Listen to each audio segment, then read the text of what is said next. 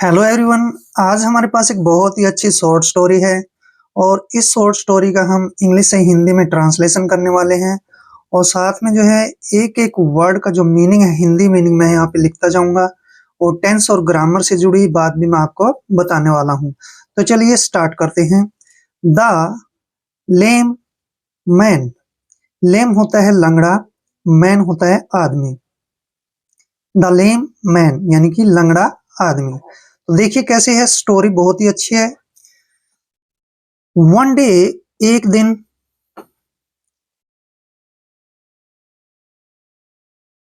To friends, दो मित्र। Friends होते हैं मित्र या दोस्त। सा मतलब देखा, आ एक, मैन मतलब आदमी, हु जो, वाज मतलब था, लिंपिंग लंगड़ा रहा। ठीक है ना, लिंपिंग होता है लंगड़ा रहा। वन डे एक दिन, टू फ्रेंड्स सा ए मैन। एक दिन दो मित्रों ने एक आदमी को देखा। हु वाज लिंपिंग, जो लंगड़ा रहा था। ठीक है ना। तो यहाँ पर देखिए कि यहाँ से जो सेंटेंस मैन तक है, टू फ्रेंड्स सा, यहाँ पे वर्ब की सेकंड फॉर्म आई है। जहां पर वर्ब की सेकंड फॉर्म आती है वहां पर हमारा जो टेंस है वो पास्ट इंडेफिनिट टेंस लगता है। तो यहाँ पर पास्ट इंडेफिनिट टेंस है। और हु वाज लिंपिंग यानी कि जो लंगड़ा रहा था। अब जब सेंटेंस में रहा था, रहे थे, रही थी आता है तो वहां पर जो है हमारा पास्ट कंटिन्यूअस टेंस बनता है, क्योंकि वाज के साथ वर्ब की फर्स्ट फॉर्म है और प्लस आईएनजी है। तो यहाँ पर हमारा पास्ट कंटिन्यूअस टेंस हो गया। ठीक है ना, क्लियर। वन ऑफ देम, उनमें से एक। वन होता है एक, ऑफ देम यानी कि उनमें से।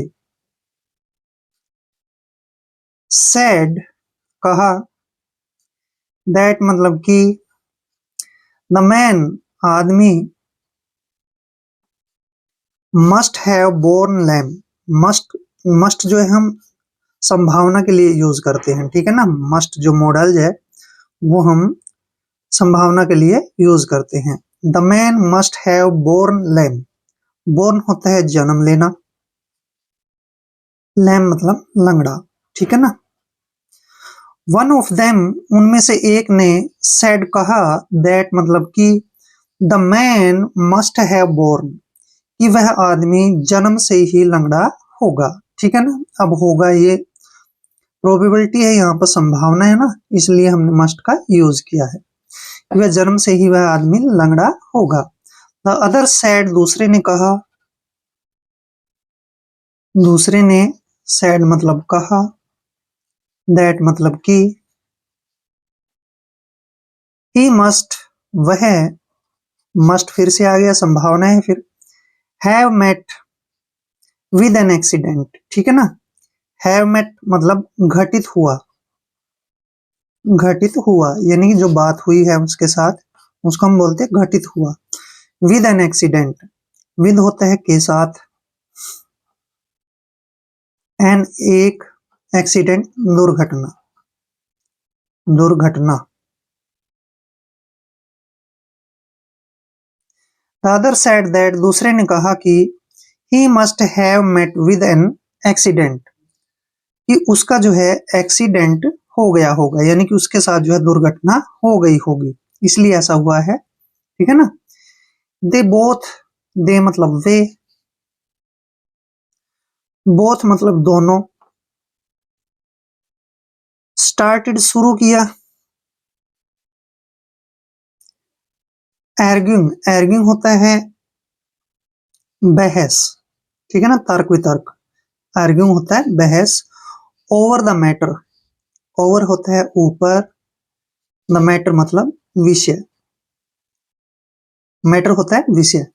They both started arguing over the matter, इस बात पर दोनों में बहस होने लगी। या फिर हम कह सकते हैं दे बोथ स्टार्टेड, उन दोनों ने शुरू किया, आर्ग्यूइंग ओवर द मैटर, इस विषय पर बहस करना शुरू कर दिया। ठीक है ना। यहाँ पर वर्ब की सेकंड फॉर्म आई है तो पास्ट इंडेफिनिट टेंस का यूज किया गया है। द आर्ग्यूमेंट यानी कि बहस, गोट बढ़ गई, ठीक है ना, गोट का मतलब यहाँ पे लिखे है बढ़ गई। So heated up, so heated up बहुत ज्यादा, बहुत ज्यादा यानी कि अत्यधिक। The argument got so heated up, बहस बहुत ज्यादा बढ़ गई।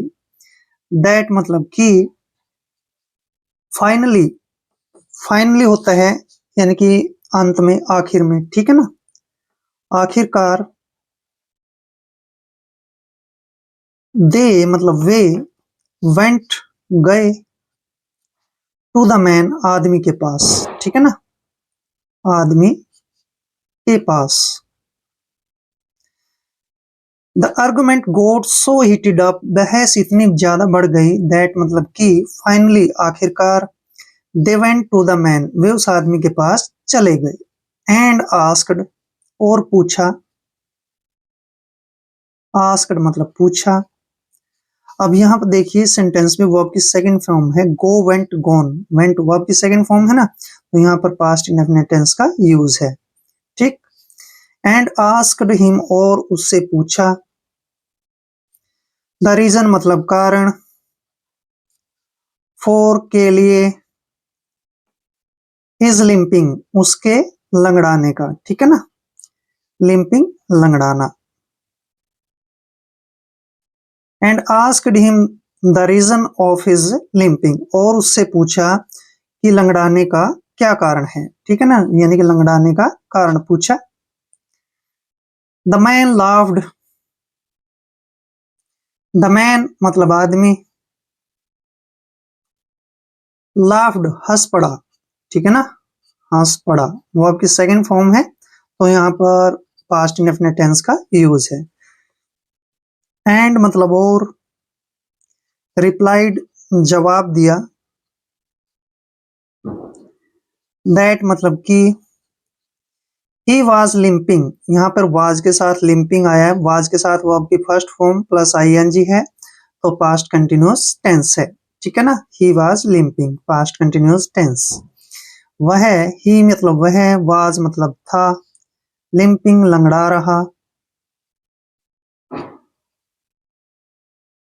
द मैन लाफ्ड आदमी हंस पड़ा, एंड रिप्लाइड दैट और जवाब दिया या उत्तर दिया, दैट की, ही वाज लिंपिंग वह लंगड़ा रहा था, as one of his sandals had broken, यानी कि एज वन एक, ऑफ हिज सैंडल्स उसके सैंडलों में से, उसके सैंडल में, as one of his sandals उसके सैंडलों में से एक, हैड ब्रोकन टूट चुका था, ठीक है ना, टूट चुका था।